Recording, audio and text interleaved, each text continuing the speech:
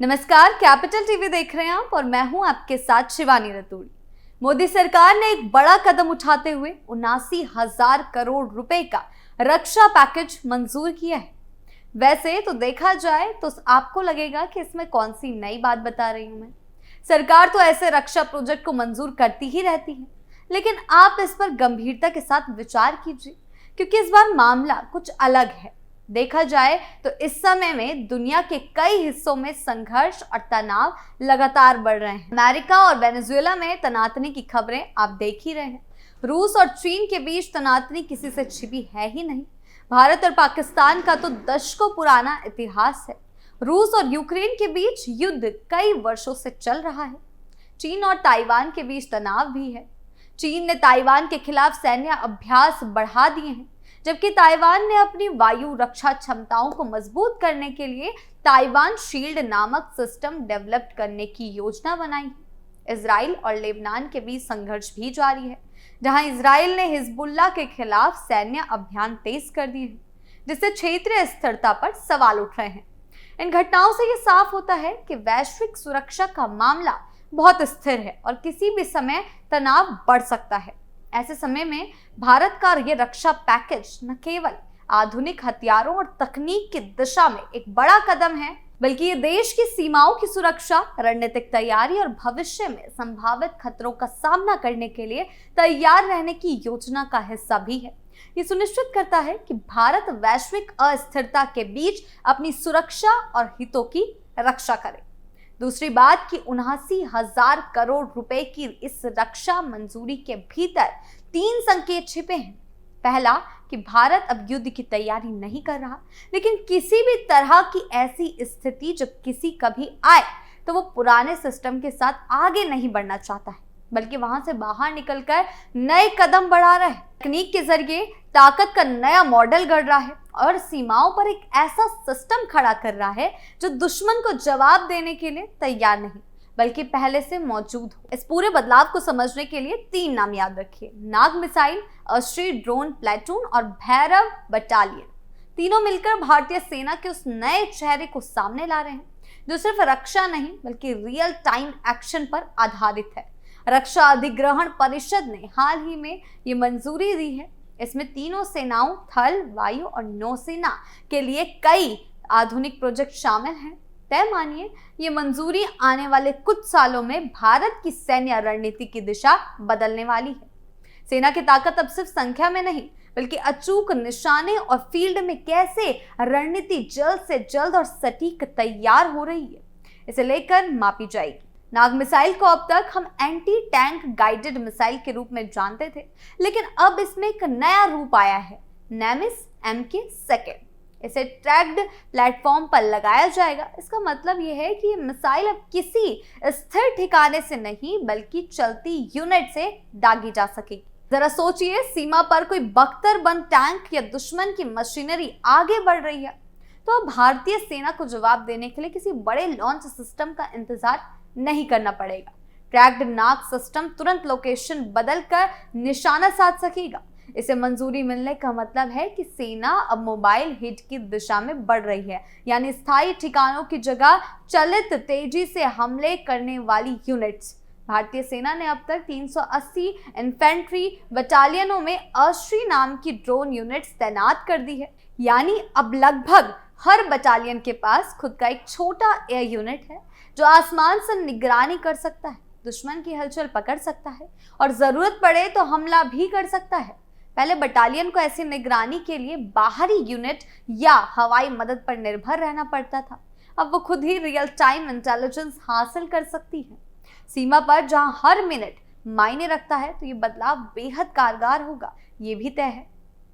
अस्त्री platoon का मतलब है कि अब हर बटालियन ब्लाइंड फाइट नहीं लड़ेगी। उन्हें पता होगा कि दुश्मन कहाँ है, उसकी मूवमेंट क्या है और अगला कदम कहाँ होना चाहिए। ये बदलाव सिर्फ टेक्नोलॉजी का नहीं है, बल्कि युद्ध के सोचने के तरीके का भी है। हाल ही में सेना ने फैसला लिया है कि वे 25 भैरव बटालियन खड़ी करेगी।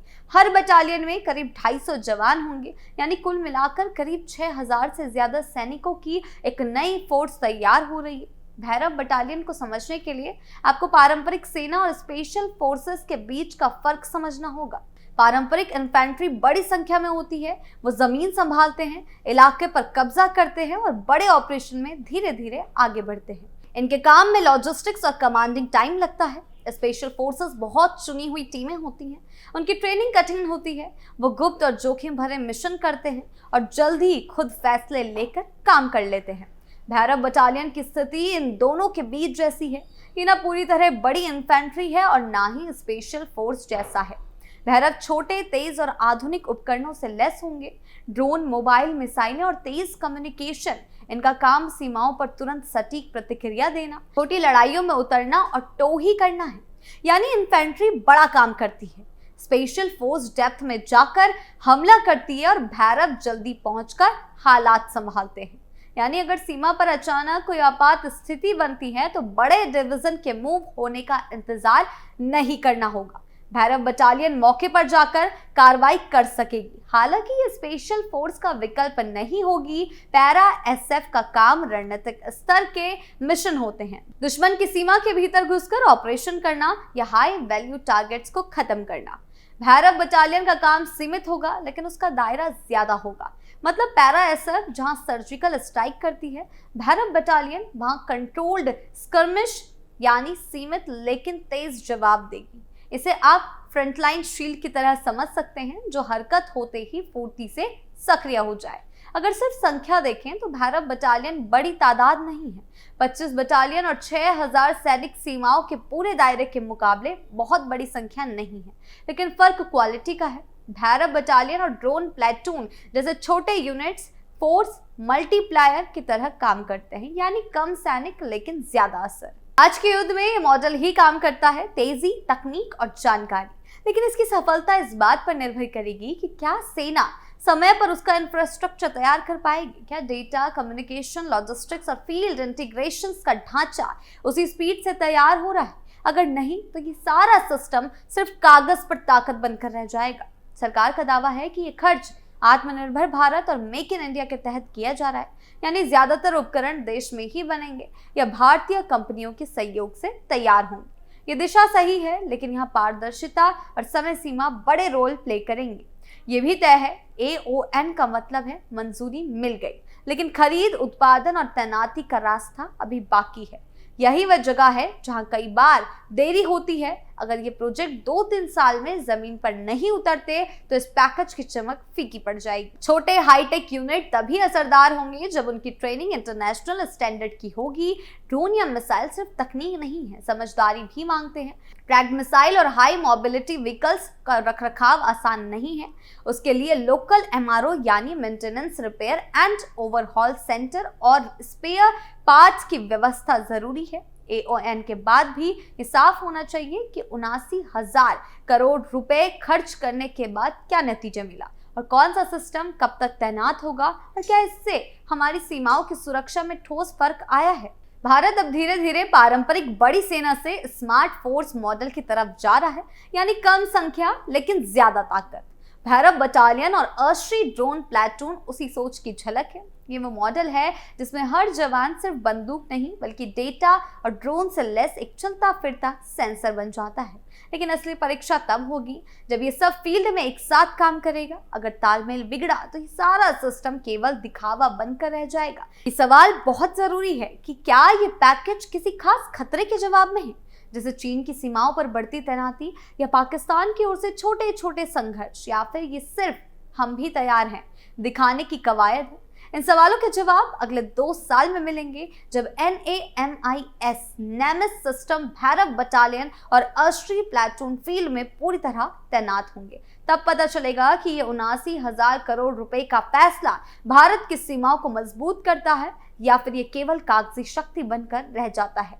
फिलहाल इतना जरूर कहा जा सकता है कि भारत की सेना अब केवल हथियार नहीं खरीद रही, बल्कि इसके लिए भी तैयार है कि जिस तरह से दुनिया युद्ध के मुहाने पर खड़ी है, ऐसे में भारत के ऊपर कोई युद्ध थोपने की जरूरत करता है तो वो दुश्मन देश का भविष्य किस तरह से अपने हथियारों से लिख सकती है।